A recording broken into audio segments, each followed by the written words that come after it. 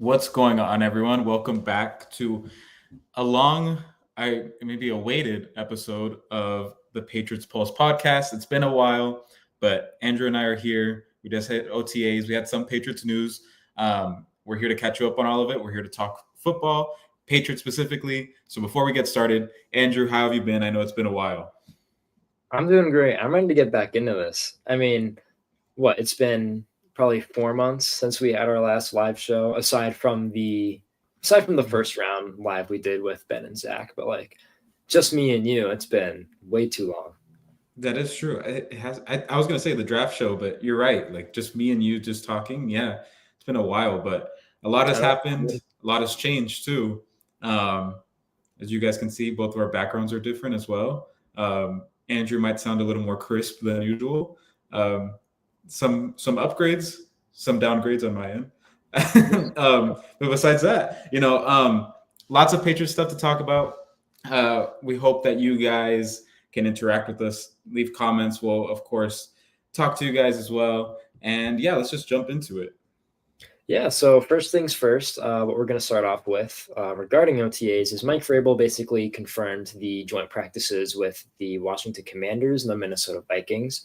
So the Patriots are going to welcome the Commanders in Foxborough. That date is unknown as of now. It'll be announced at a later date. And they will also be going to Minnesota for joint practices there. Not much to take away from this other than the fact that it'll be fun to see Jane Daniels and Drake May battle it out on the field together. And also, it's nice for when you go to Minnesota, it's nice for the offense to face a defense that's not the Patriots defense again. And Minnesota's had a pretty solid defense the last couple of years. They had one of the best defenses in the NFL last year. And I mean, it's always good to iron sharpens iron.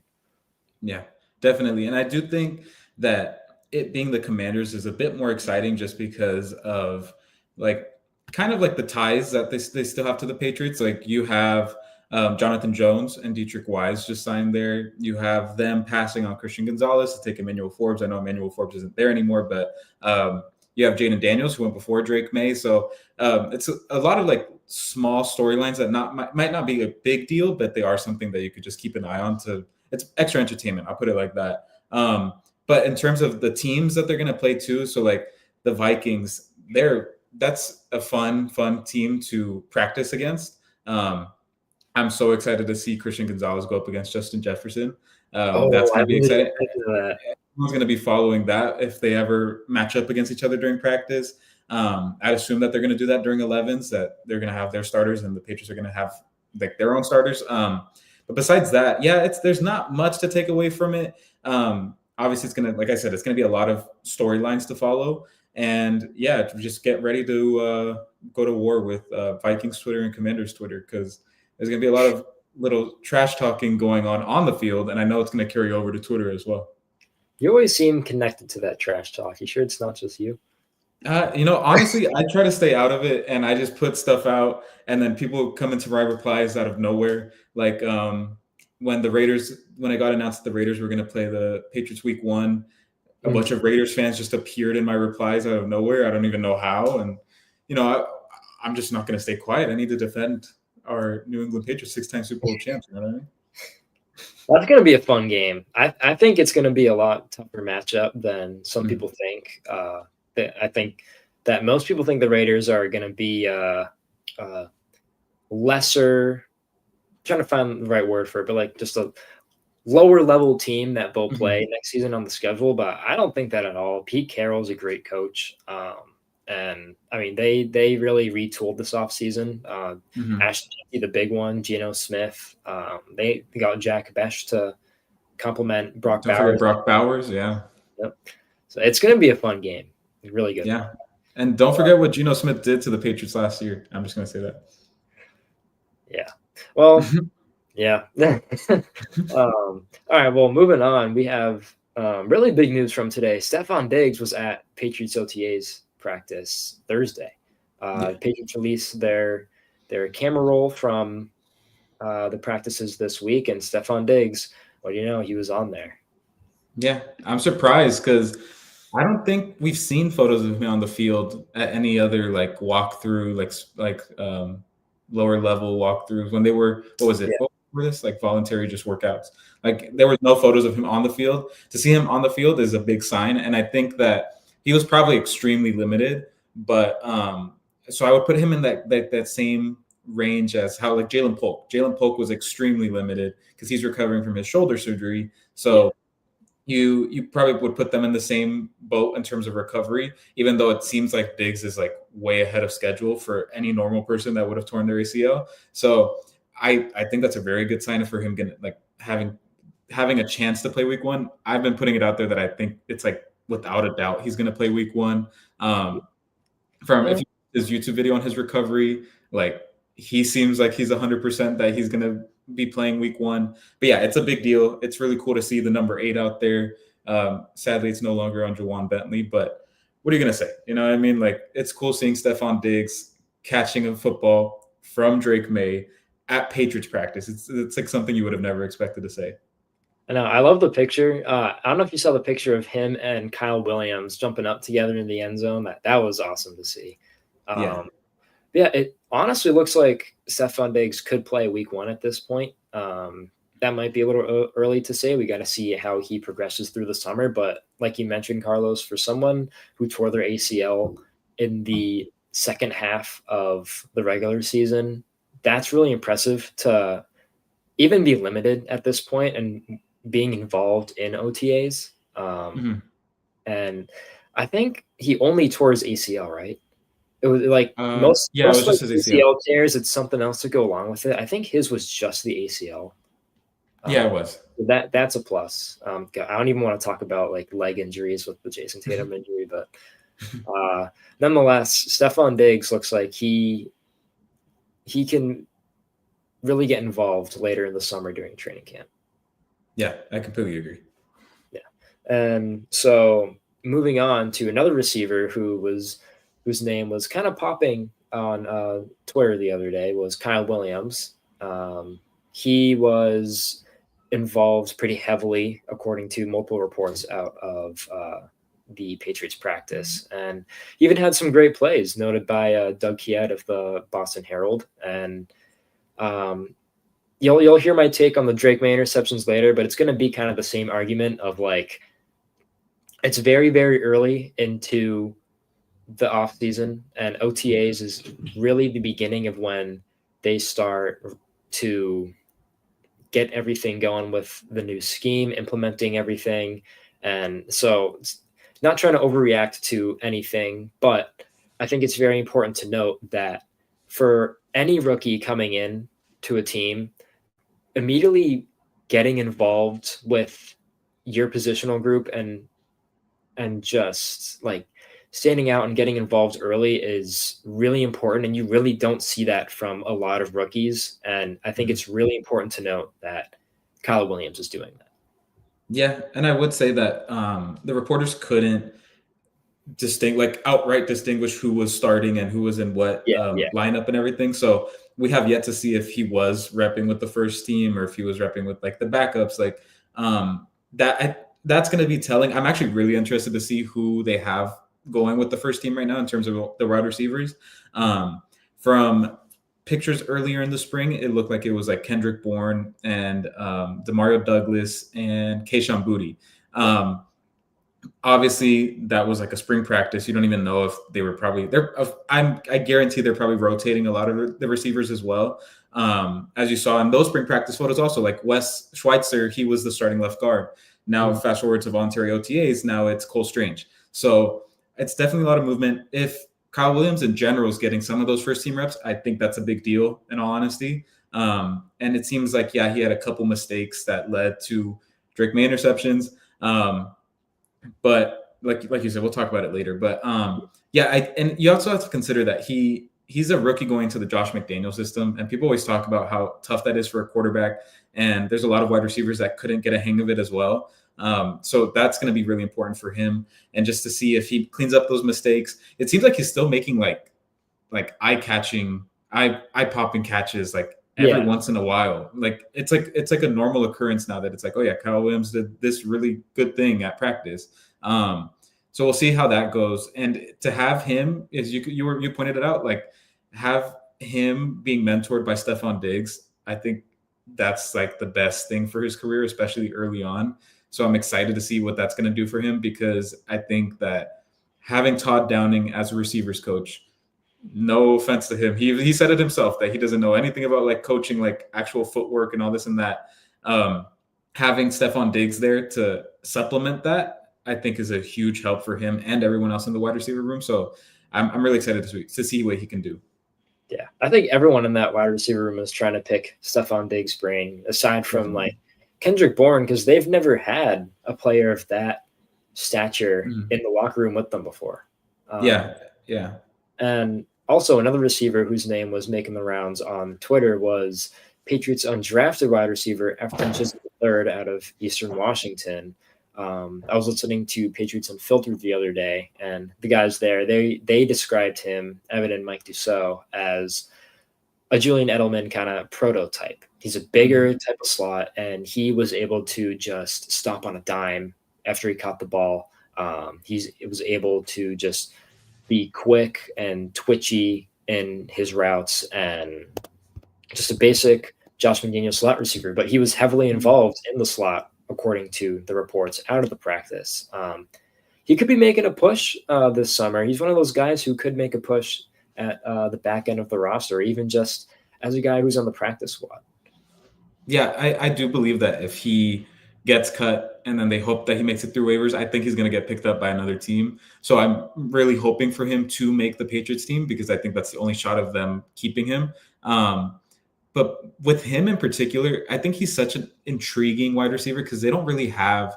I mean, Jalen Polk could be that, but I feel like he's also too high. One, he's too high of a draft pick, and he's like a different style of receiver with what I'm about to say. That I think he's kind of like how you just said, Julian Edelman, Jacoby Myers comes to mind as well.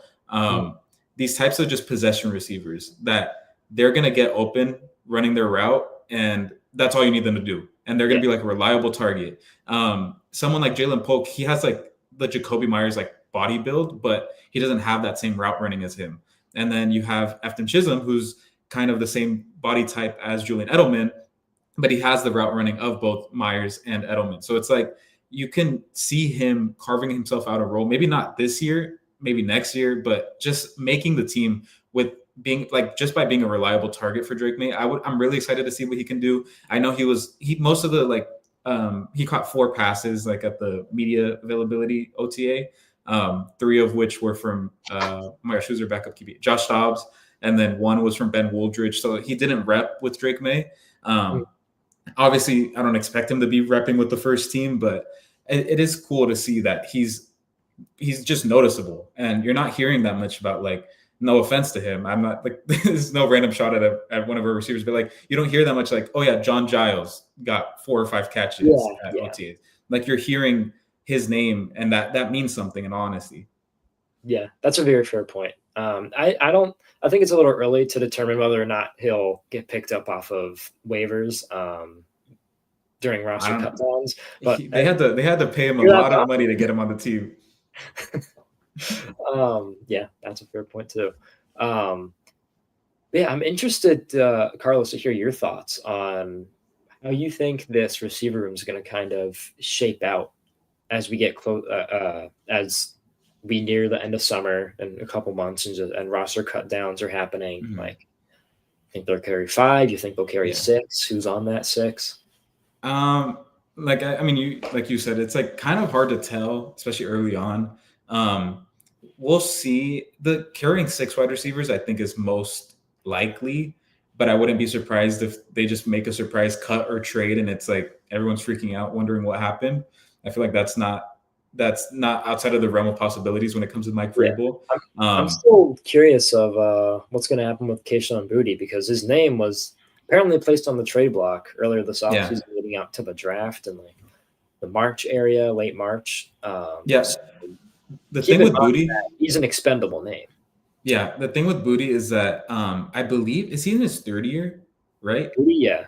Yeah. So the thing with him is that when Adam Schefter put out that like trade targets or possible trade targets that will be moved during draft night, he mentioned Kayshon Boutte as a possible target just based on his contract and because it was a crowded wide receiver room. But then I think there was another supplemental report by a local beat writer, right, that put out that Kayshon Boutte was someone that I'm was not being sure. brought I up. thought it was Jordan Schultz who said he You're posted right. something on You're right. Twitter. You're And it right. was like this Kayshon Boutte dedicated post about how he's on the You're trade. right.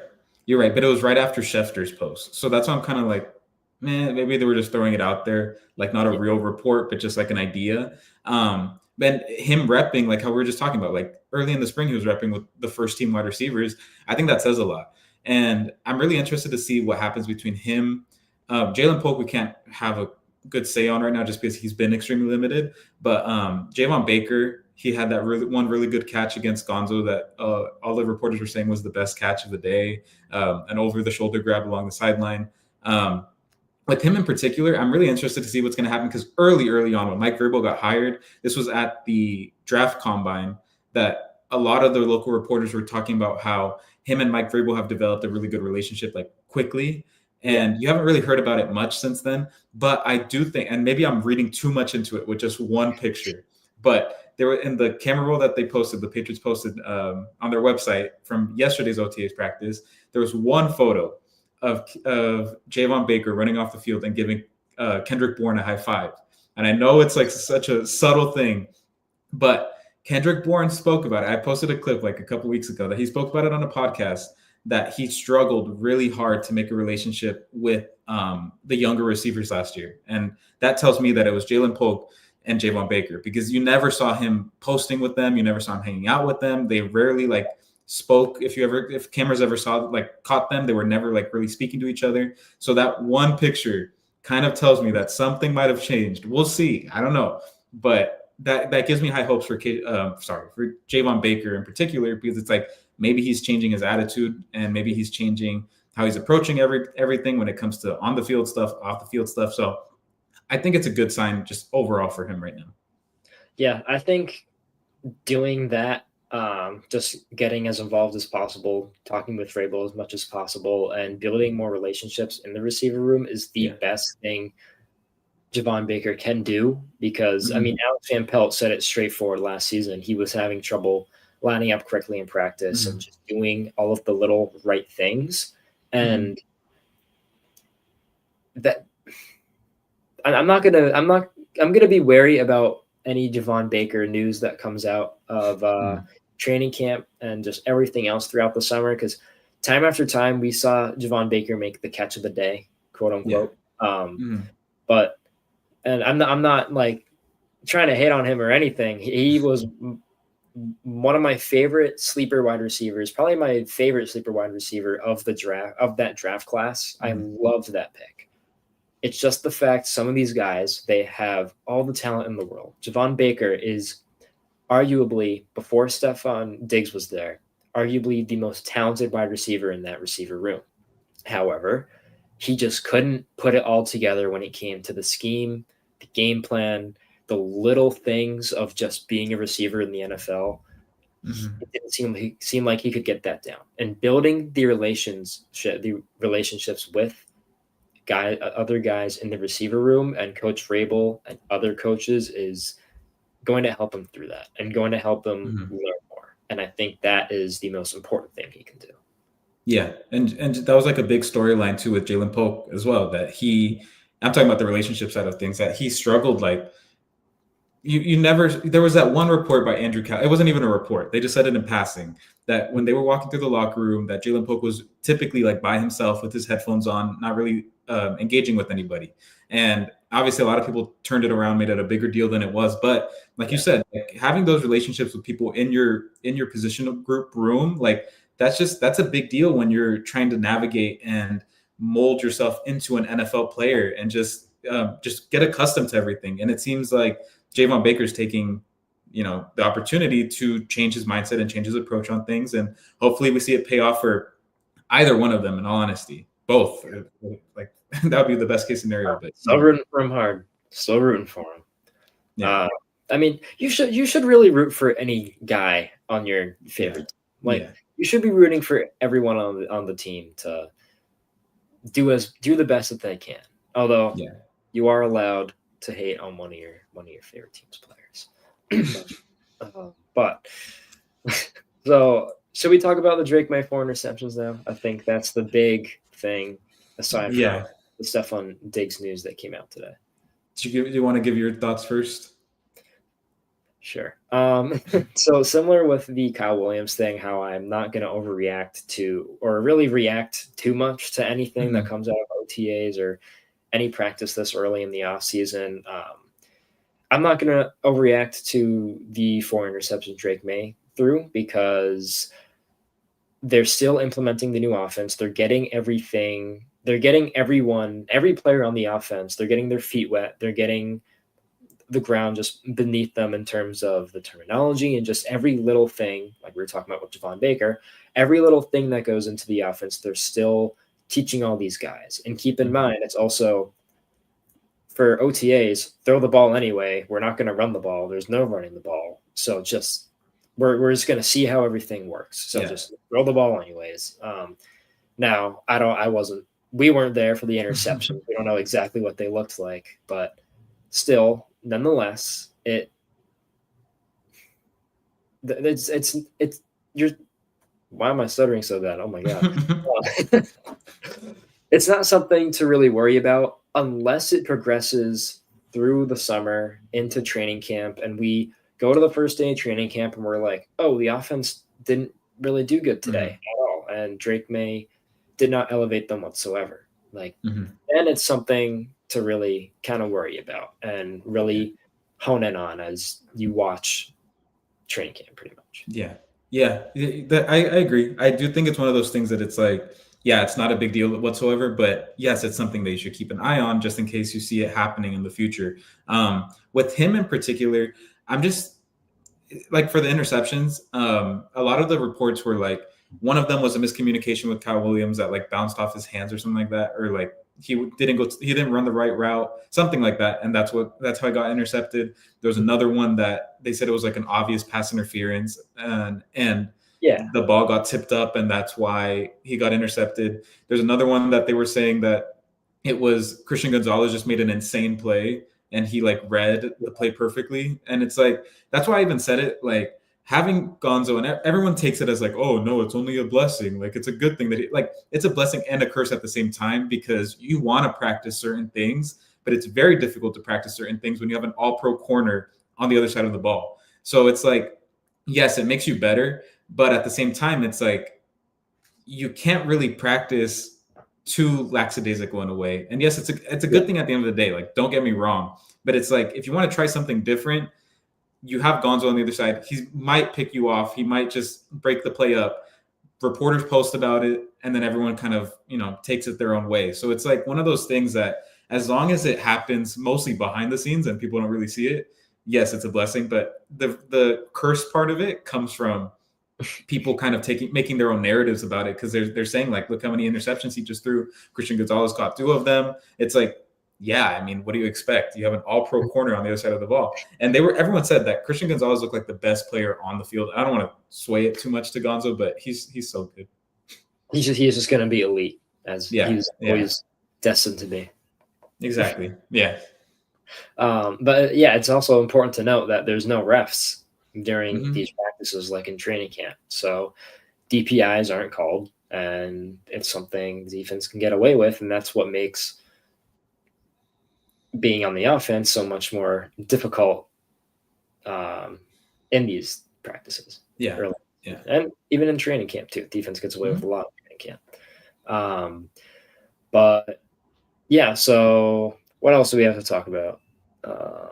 Ramondre Stevenson. Ramondre Stevenson returned to practice on Thursday after he missed a lot of time with the team due to, I think, his dad passed away.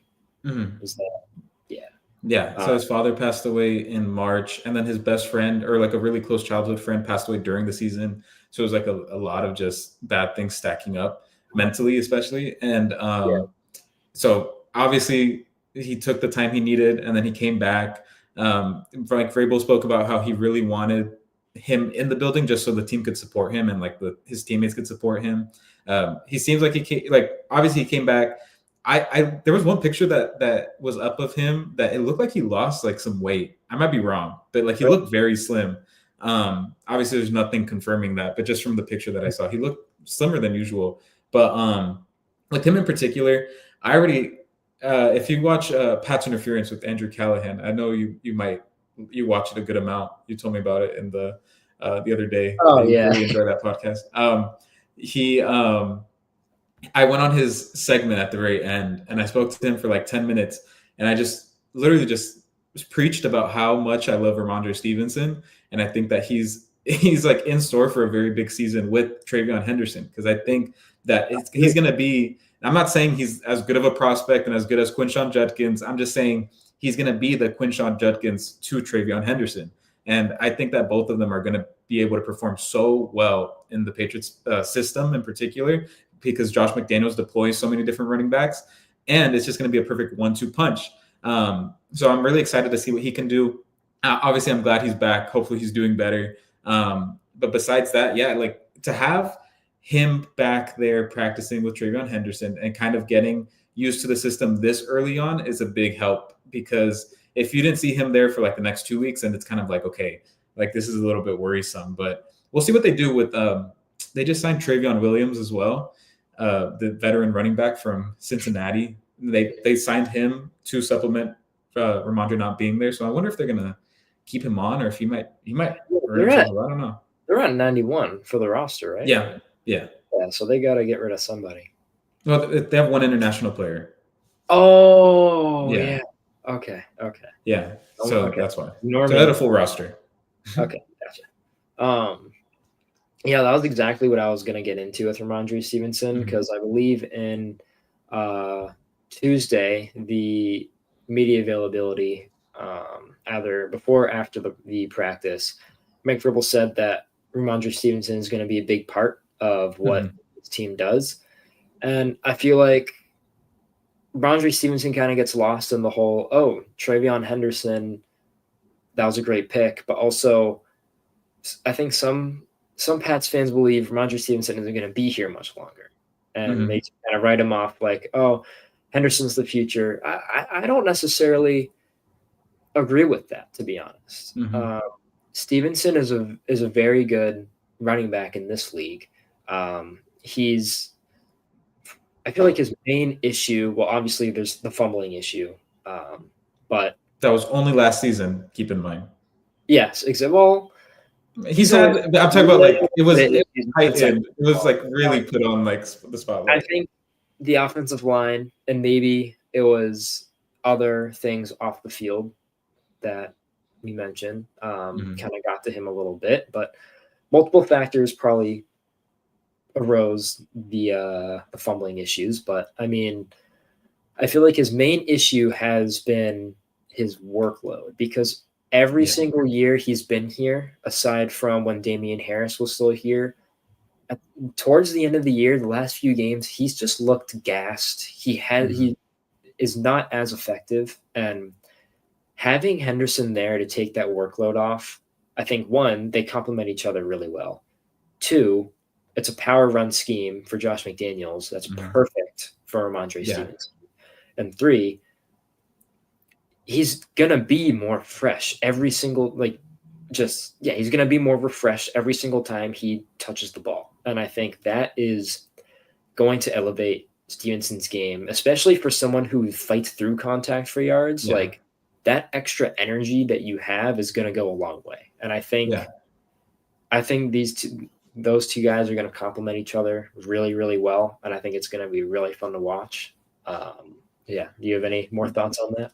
Yeah. And I will say, like, one of the main arguments I have whenever I see people saying like, oh, Ramondre's going to get cut, that Henderson's going to be the RB1, all this and that. It's like, I feel like those people don't know Travion Henderson's injury history before Quinshon Judkins was in the Ohio State backfield. Like, he was like their bell cow running back, and then he just racked. I'm not like over-exaggerating. I'm over-exaggerating it right now, but he would just get like injured, or he would just get these little like subtle injuries, and then his seasons would kind of just get derailed because of them, because of his workload. So it's like as soon as Quinshon Judkins comes, all of a sudden he's this different running back that just stays healthy, and he produces at a very high level. So it's like, why would you root for? And you can't lie. Like Ramondre Stevenson, you would have to say he's an above average player for their roster, right? I mean, that's how I Yeah, see him. no, So exactly. it's like, Well, and why would you want to cut good players?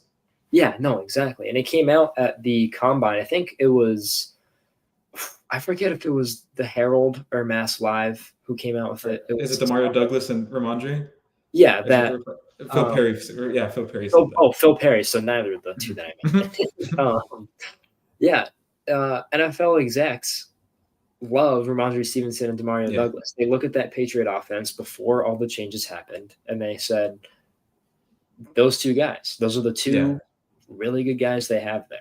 Well, I mean, obviously, Drake May, but like in terms of just skill players and a roster that has lacked explosiveness and just overall skill on that side, like those were the two best offensive skill players that they've had. Yeah. So they're not in the business to be cutting really good players. And it's like, yes, you never know what Mike Vrabel and them are going to do. It's a new regime and everything, but it's like, he just signed a contract extension. Why are you going to root for this guy to just get booted out of town just because he had a fumbling issue last year? Exactly. Yeah. And what else do we have? I'm trying to think. There's some, I think it's also important to note while we're on the topic of running backs that multiple reporters came out during Tuesday's open media practice that Trevion Henderson, his speed is very, very evident. And multiple other reporters also mentioned just his like that speed complemented with his frame. He's not like a huge guy in terms of like size, but just the way he's built, his frame and just his speed, like it was really evident. Yeah. That was a lot of what the reports about him in particular were, that you could just see that he's much faster than everybody on the field.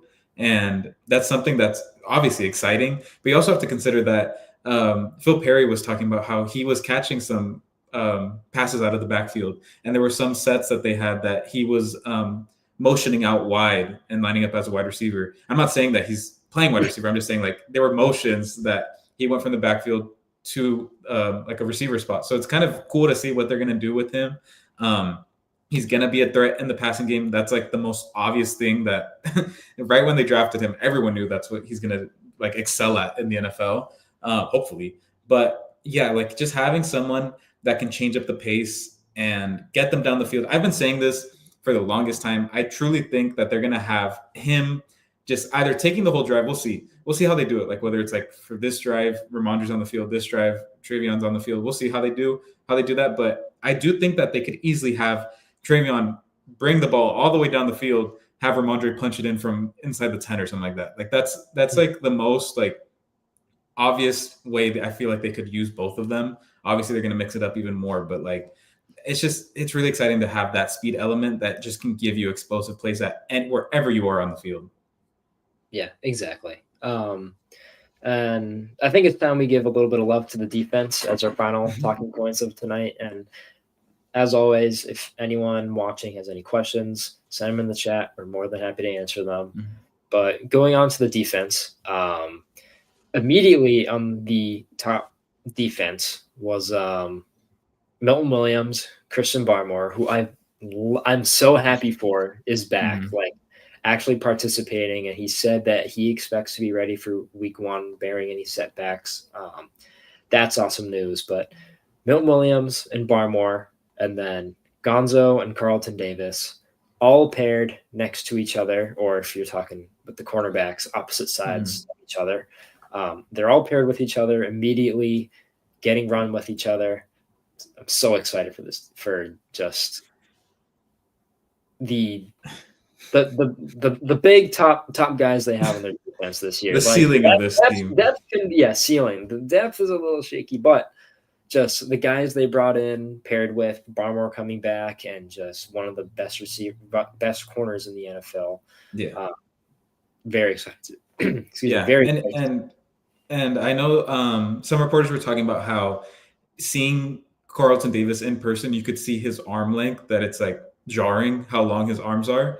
Mhm. I know when Jamar Chase got interviewed and he said that Carlton Davis is the best cornerback that he's lined up against, he mentioned his arm length, that he was like, he's like, it's eye catching, like how big his arms are. So that's going to be really cool seeing him lock down one side of the field with Gonzo on the other side, and then to have Christian Barmore and Milton Williams up the middle. I'm so excited to see that duo. I also want to give love to the rookie safety, Craig Woodson. I know that was like, Mhm. what was it? He was a day 3 pick, right? Early day 3? Yeah, it was the Yeah. first day 3 pick actually. Yeah. And I remember that was like one of the most questionable picks that they had, and everyone was kind of like, who is this guy? He's But very smart. He's a very yeah, smart football Phil Perry was talking about how Will Campbell, which is kind of like a given, like he was one of the most impressive rookies, like at rookie minicamp. He also said Craig Woodson was someone that the Patriots staff really, really liked, and they were really impressed with him and how smart he was, how good of a mover he is on the field. I'm really excited to see what he can do. His college coach from Cal, he was talking about how he can line up anywhere on the field, and I really do think that he can provide that deep safety role that everyone keeps talking about. Obviously, it's a different scheme; it's no longer Bill Belichick's scheme, but like he's someone that they could just stick in the back of the field as like a Devin McCourty type player. That it's like he's just going to cover the entire field, see everything in a different way because of how smart he is, and they like his coach was raving about how he would study like nonstop and that he knew what was going on. Like he understood the plays before they happened, like Mhm. for the opposing team. So it's like it's really exciting to see that he's been making eye-catching plays. And on top of that, he's one of the guys that he caught one of the interceptions, right? Yeah, he did. Yeah, yeah, it was The pass that got batted up. Gonzo had 2, and then Woodson had another, and then Del Pettis, the GOAT, Yeah. had the other one. Yeah. So I'm really excited. I do think their safety room is going to be very, very good. And they're going to have really good depth. And I think they're going to rotate a lot too. Yeah. Oh, without a doubt. Yeah. I'm interested to see if they carry over the or readjust the Longhorn package with Schooler. Oh, I forgot about that. That'd be That was cool. They used it. I think there was like 2 or 3 different weeks, but that one game against the Bears, right, was the one yeah, that he yeah. like got like 2 sacks or something. Mhm. Yeah. It was funny how it all came to be because a few months ago I put out the feature story with Del Pettis, and as part of that I interviewed Brendan Schooler, and I asked him about it, and he basically said Gerard Mayo came up to him one day and was like, "Hey, we're gonna do this with you," and he's like, "Oh, all right, sick." It was just like so sudden, and it just worked out so well, and like it was just funny to see. Yeah, and I don't know if you have anyone else to talk about with the defense, but there's one player that I feel like I just want to mention that I do think he's going to be pretty consistent for the Patriots is Andy Borregales. Mhm. I keep wanting to pronounce it differently, but it's Borregales, their new rookie kicker.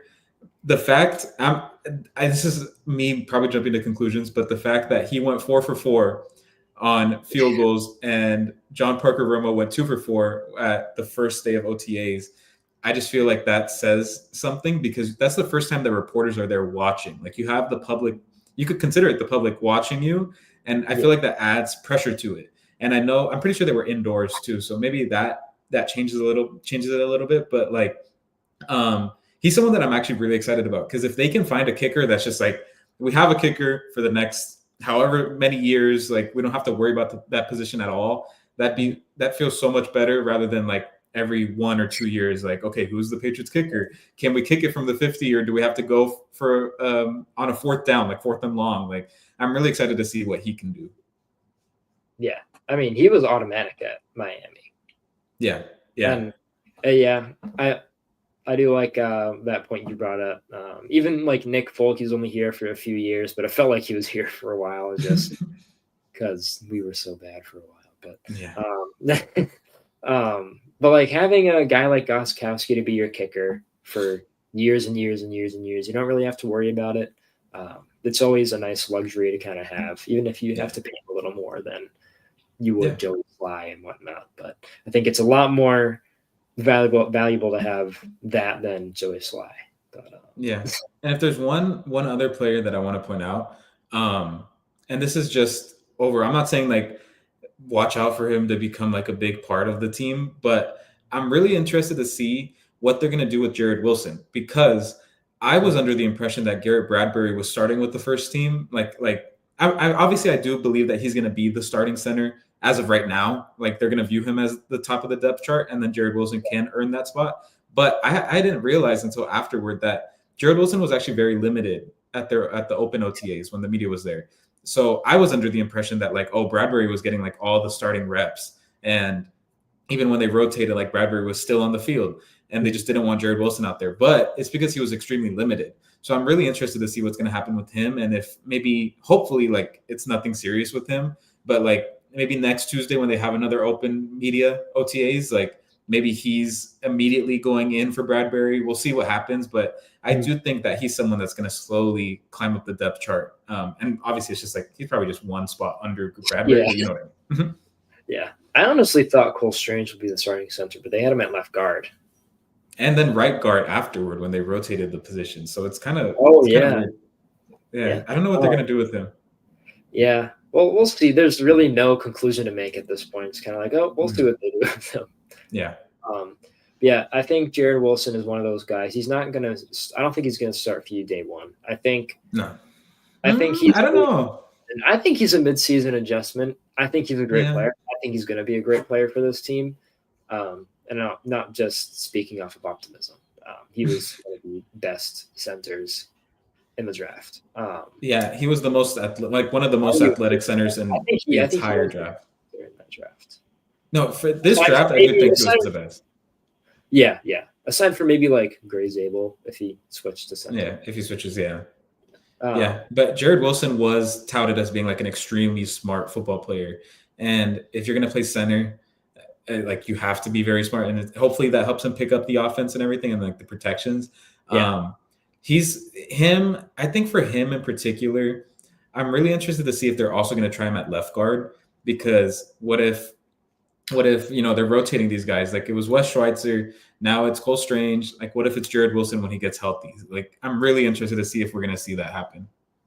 I think they might throw him there like a couple days throughout the summer and probably during training camp, and then everyone's going to be like, oh my God, why is Jared Wilson at left guard? But I'm pretty sure Vrabel said that they want all their interior guys to have just experience. But that they really like him as a center. Yeah. No, he's gonna be a center, 100%. I don't think he's really big enough to be like a interior really effective like guard. He's very athletic. He was one of the most athletic centers in NFL draft history. Like if you look at the RAS score. So I'm really high on him. Just that interior offensive line from center, left guard. We're gonna see something happen eventually that it's gonna be like, whoa, like here's the big change. Honestly, I would put it at the same, not the same public excitement, but at the same level of how everyone was watching Drake May or Jacoby Brissett taking starting reps last offseason. It's going to be like that with the center and left guard position, that it's going to be like, okay, this person's practicing at left guard today. Like everyone take note of that. This person's practicing at center today. Everybody take note of that. It's going to be a storyline throughout the offseason. Yeah. Instead of everyone watching the rookie quarterback, it's going to be, oh my God, left guard. Yeah, it's so weird not having like a quarterback that you're like so full. I mean, obviously Drake Mays, yes, he's the center of attention for a lot of like the storylines, but I'm not really like watching to see, okay, who's taking the reps, who's doing this. Like it just feels weird having someone that's like secure at a starting QB spot. And I think it was Taylor Kyles of CLNS Media who I heard talking about this the other day, but he was talking about how it's going to be such a relief instead of just like eyeing the rookie quarterbacks like Drake May and Joe Milton, then oh my God, why is Bailey Zappi getting snaps? It's like you have a lot more just like free run to the rest of the team, and like he said that, I'm like I completely agree. Like it's going to be so relieving just being able to focus on other positions like left guard. So to end off here, I think gonna switch it right back to the defense one last time. I mean, I feel bad for the defense. We went offense, and then we said we were going to go to the defense, and then we ended up back at the O-line somehow.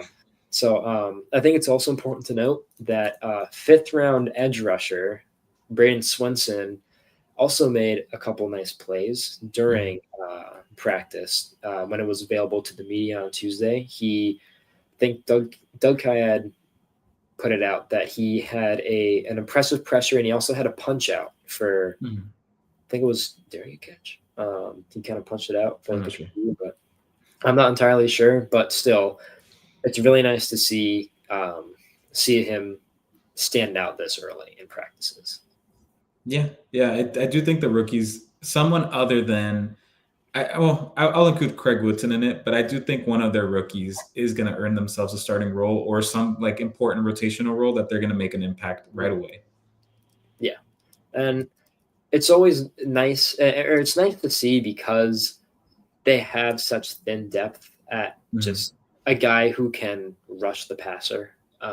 Yeah, I mean, Harold Landry, he's not as quick, he's not as agile as he used to be. He's a great, great run defender, which story for another day. I think it's kind of redundant with Anthony Jennings, but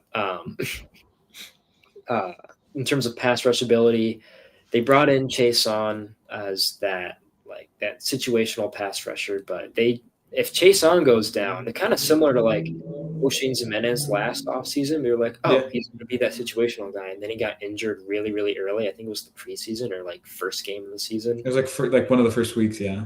Yeah, and actually, I think it was the Seahawks game because I Mm. remember he went down like, oh, okay, and then Bentley went down like, oh, this is even worse. But like if Chason goes down, like you don't really have much behind him. So it's again, it's Mhm. nice to see Swinson make an early move on the field this early into the offseason, and hopefully he kind of builds that out through the rest of the offseason. Don't forget about Elijah Ponder, though. I will say that Yes, undrafted rookie. can't forget about him. um, so I think that wraps it up for tonight. Thank you to everyone who tuned in tonight. All 400 of you guys me and Carlos, we really appreciate it, especially after being gone for so long for a couple months, honestly. Again, Yeah. aside from that first round live show we did with Ben and Zach. But it's really nice to get back into the flow of things. Really excited to get going this off season. I know Carlos is too. But yeah, thank you to everyone for tuning in tonight, and we'll let you know when we go live again. Thank you, guys.